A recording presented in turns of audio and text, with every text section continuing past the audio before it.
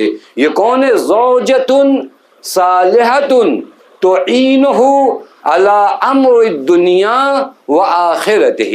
وہ زوجہ جو صالحہ ہے، وہ نیک جو اپنے شوہر کی کیا کرے؟ مدد کرے، امر دنیا میں بھی امر آخرت. یہ بہت اہم ہے، یہ بہت اہم رول ہے. آپ کے گھر میں، آپ کے وجود میں دین کو بچانے کے لیے یہ گھر دین کے لیے پناہ گاہ بن سکتا ہے. اگر اس گھر میں ایک ایسی خاتون ہو جو خاتون اپنا سب کچھ قربان کر دے لیکن دین کو قربان نہ ہونے دے، یہ بہت ویلیو رکھتا ہے، یہ بہت ویلیو رکھتا ہے. آپ غور کریے، میں ایک روایت بتاؤں. پیغمبر کے حضور میں ایک شخص نے آ کر اپنی بیوی کی تعریف کیا. فرمایا ان لی زوجتن، یا رسول اللہ میری ایک زوجہ ہے. اس نے کہا حینما دخلت، جیسے ہی میں گھر میں آتا ہوں، تکلتنی، وہ میرا استقبال کرتی ہے. وحین خرجت شیعتنی، اور جب میں نکلتا ہوں تو وہ مجھے خدا حافظی کہتی ہے. وحینما اہم، جس وقت مجھ پر غم طاری ہوتا ہے، یعنی محموم، جب میں مغموم ہوتا ہوں تو میری زوجہ مجھ سے کیا کہتی ہے؟ کس بات کا غم ہے؟ ان کان ہمک لرزقک فہو کفیل غیرک. اگر یہ سارا ٹینشن کھانے پینے کا ہے، رزق کا ہے، تو اس کے تو تم ذمہ دار ہو نہیں ہو، اس کا ذمہ دار خدا ہے. دیکھیے کتنا آسان ہے. وَإِن كَانَ هِمَّكَ، لیکن اگر تمہارا غم کس بات کو لے کر ہے؟ آخرت کو لے کے.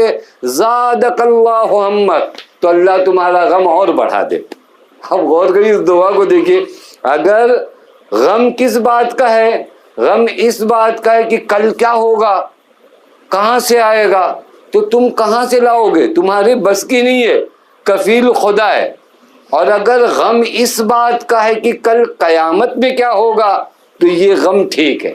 اب غور کریے گا، واقعاً انسان کی زندگی نہیں بدل جائے گی، انسان کی زندگی نہیں چینج ہو جائے گی، مگر یہ کہ میں بار بار ان جملوں کو کہوں کہ ارے ان کے گھر ٹی وی بدل گئی، ان کے گھر صوفہ بدل گیا، ان کے گھر قالین بدل گئی، ان کے یہاں گاڑی بدل گئی. اب یہاں کیا ہوتا ہے؟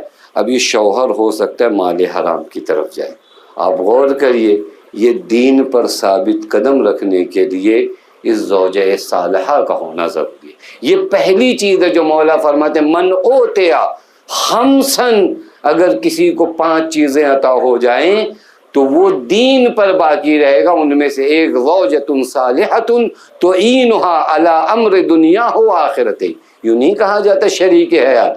شریک حیات کا مطلب یہ نہیں ہے اسی دنیا تک، اور یہیں تک آپ کو بھی میں اتنی باتیں نہیں کہنا چاہتا کہ وقت زیادہ نہ ہو جائے. یہی سارے کام آپ کو بھی کرنے، یہی مدد آپ کو بھی کرنا ہے، یہی زحمتیں آپ کو بھی اٹھانا ہے. ہم لوگ کبھی کبھار بعض مردوں کو یہ لگتا ہے کہ ساری مناسبتیں ان کے لیے، اور شب قدر آئے تو ان کے لیے، ماہ رمضان میں دعائیں ہوں تو ان کے لیے، بقیہ ہماری کوئی ذمہ داری نہیں. ہم دونوں ایک دوسرے کے مددگار ہیں، امر دنیا میں بھی امر آخرت میں بھی. کبھی آپ ان کی مدد کریے مجلس میں جانے کے لیے، کبھی وہ آپ کی مدد کرے مجلس میں آنے کے لیے. یہ وہ چیز ہے جو پہلی چیز ہے جو انسان کو دین پر باقی رکھتی ہے.